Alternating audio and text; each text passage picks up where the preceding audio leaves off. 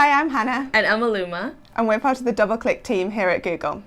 So Aluma, what are we going to talk about today? Well, today we're going to talk to our marketers and our buyers out there and everyone who's watching about the 4 pillars to programmatic success. Now, this is going to be a practical guide that you can take and adapt to your programmatic strategy that will hopefully bring you success this year.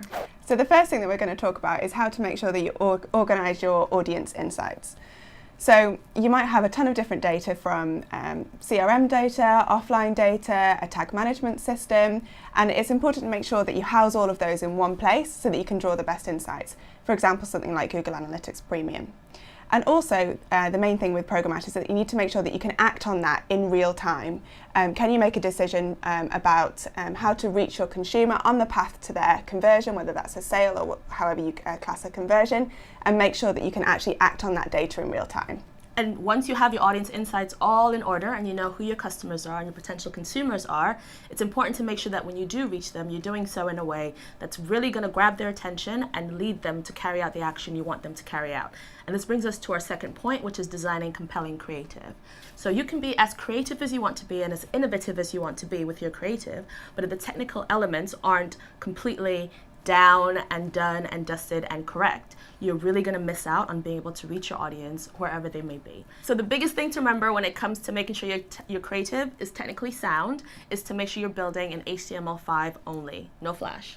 We don't like Flash. No, Flash is not okay. Flash is gonna stop you from being able to reach your audience on mobile, and that's not what you want at all. So HTML5 is the way forward. So once you've got all your compelling creative in place, the other thing to think about is how you're going to make sure that it's personal. So if you build dynamic logic-based creative, that means that you can change how that creative appears and what the content is in that creative based on where that user is, maybe what screen they're looking on, maybe even what demographic they belong to, and that means that you can have the most relevant message possible for your consumer. That's right. And once you have the truly personalized creative for them, you want to make sure that you are able to reach them on any screen they're looking at. And that takes us to our third point, which is reaching your audience across multiple screens and multiple devices. So I think there's a bit of a myth that programmatic buying is only really suitable for direct response advertisers.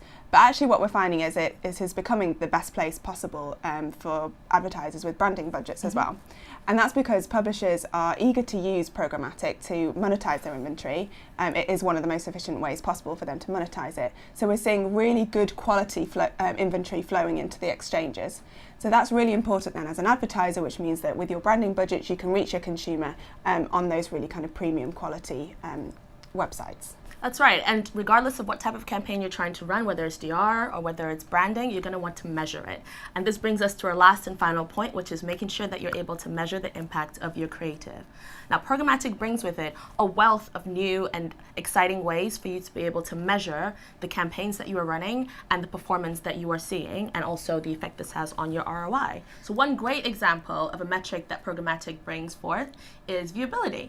And viewability is a measurement that you can use to check to see if the ad slot that you were targeting and buying for your advertiser has been seen by a human being. And we measured this by making sure that the ad slot has been in view of the screen for at least 1 second or longer. So once you've measured the impact of your campaigns, the best thing about programmatic buying is that you can then iterate on the results to improve future digital campaigns.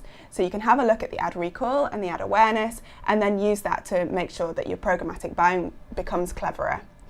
And that also means that we're not just thinking about the last click, which I think is a bit of a kind of misnomer about programmatic buying. And it means you can have a look at the whole consumer path to conversion and use that to build into your future programmatic buying. So all of the information that we shared with you today is all from the Programmatic Playbook for Brands, which is available on thinkwithgoogle.co.uk. See you next time for more programmatic chatter. Bye-bye.